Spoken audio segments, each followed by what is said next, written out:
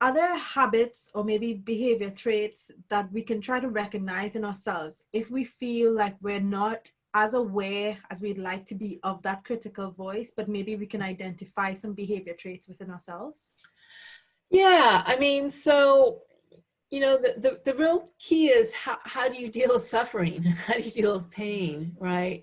So if you're someone who has a very difficult time, maybe if you get any negative feedback, or if you have a really difficult time dealing with stressful situations, it may be a clue that maybe what's happening is you're making it worse by beating yourself up.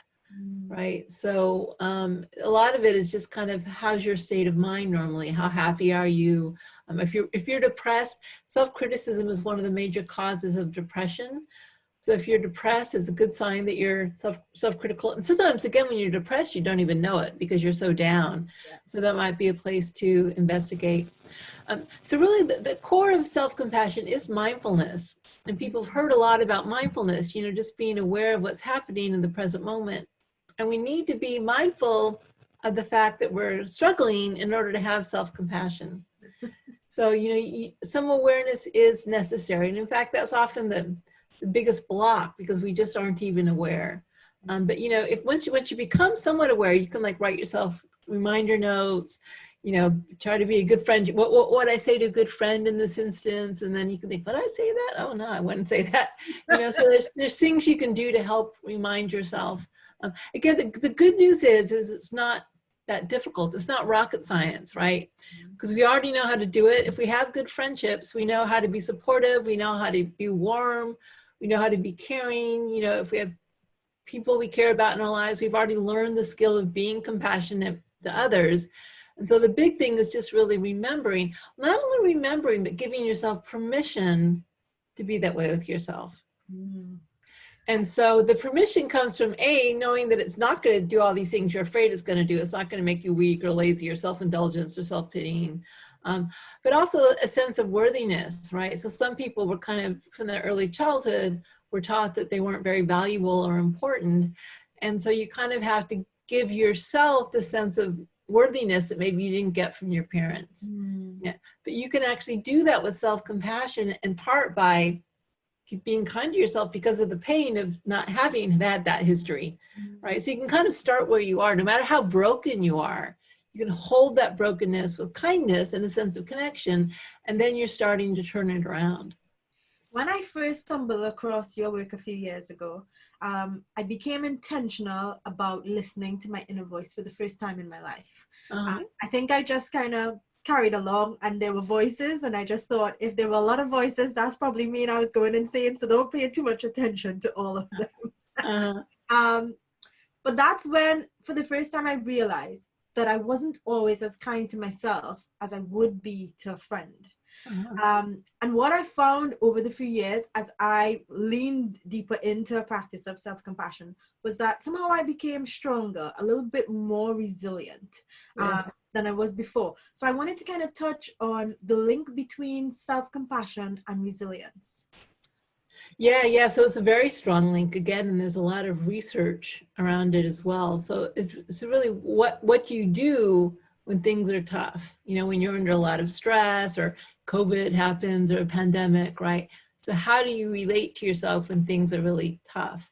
And again, the more you can be supportive to yourself, the more you can kind of assure yourself of your own presence. It's kind of weird, maybe your parent, maybe your father left you. My father left me when I was young, So we can't control whether or not other people leave us. That just, but we can control whether or not we leave ourselves, right?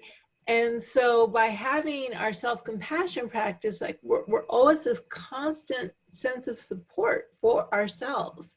Our own awareness never leaves. We forget about it, but it's always there, and our own love as well is always, there for the taking if we can access it. That's the thing. When we cut ourselves off from it, when we get lost in the storyline of this is so terrible or I'm so terrible, it's like we cut ourselves off from this support that's just right there under our noses, which is self-compassion.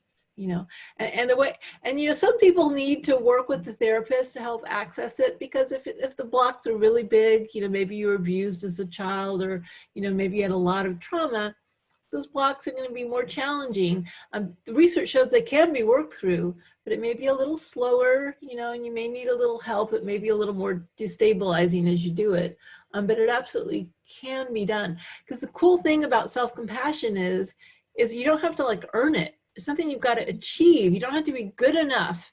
You don't have to like reach some bar to be self-compassionate. The only thing you have to be is a flawed human being to be worthy of self-compassion.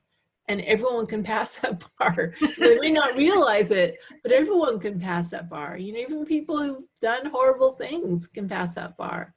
You know, compassion encompasses all human beings who suffer.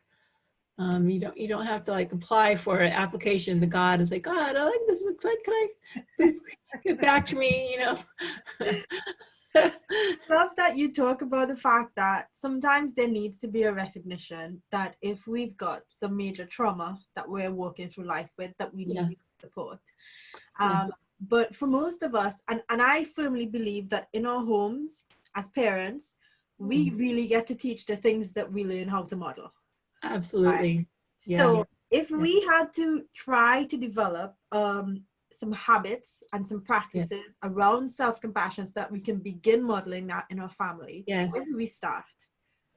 Right. So, well, in terms of specific practices, I mean, there are materials available. Like I have a workbook out with lots of practices and stuff.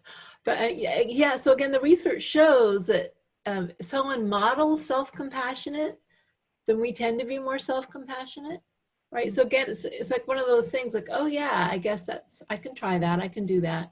And so for parents, so let's say you break a glass, right? There's two ways you can react. One is like, oh, I'm so stupid. You know, and part of us, when we do that, we're kind of hoping people say, oh, no, you aren't. We're wanting compassion for them. But if you did it with your kids, what the kid is learning is, okay, when I drop a glass and shatters, I'm supposed to say I'm so stupid, and that's a good thing. So you can model, oh man, oh no, I'm so sad. I really like that glass, or that's a pain. Oh well, it's only human. You know, it happens. You know, it's okay. Let me clean it up. And you know, so if you model, first of all, acceptance of human fallibility, warmth and support, but also like when you break the glass, you don't just like, oh well, let the shards stay there. You also clean it up, right? And you're going to clean it up either way, but you can either clean it up while saying I'm such a stupid idiot, or you can clean it up saying, well, I'm only human, it happens. You know, maybe I need to pay more attention or be more careful, or you know, there may be something you can. You know, breaking glass is probably not much you can learn from it, but oftentimes when we fail, you know, it's truism, but it's true. Failure is our best teacher. And so when we fail or make a mistake, if we actually with compassion say, okay, well, what can I learn from this so that I do better next time? You know, that's one of the primary ways we learn. We don't learn from being perfect, you know? And so you can model that learning from failure in front of your kids. And that's a great thing to model. Also, the thing with kids is, you know, all people are connected empathetically, but especially parents or kids. We can kind of intuit what our kids are feeling. We're connected to them emotionally, and they're also really connected to us, right? And so if you're just beating yourself up, or you're really frustrated, or you're full of shame, your kids can pick up on that. You know, you're interacting with them full of shame and self-hate. And you know, even if you don't say anything on the outside, and by the way, I don't say this like to shame parents, but just to think about it in terms of, you know, it's not like the way you treat yourself is unrelated to your kid. We owe us, like just how our kids' behavior impacts us, our behavior impacts them.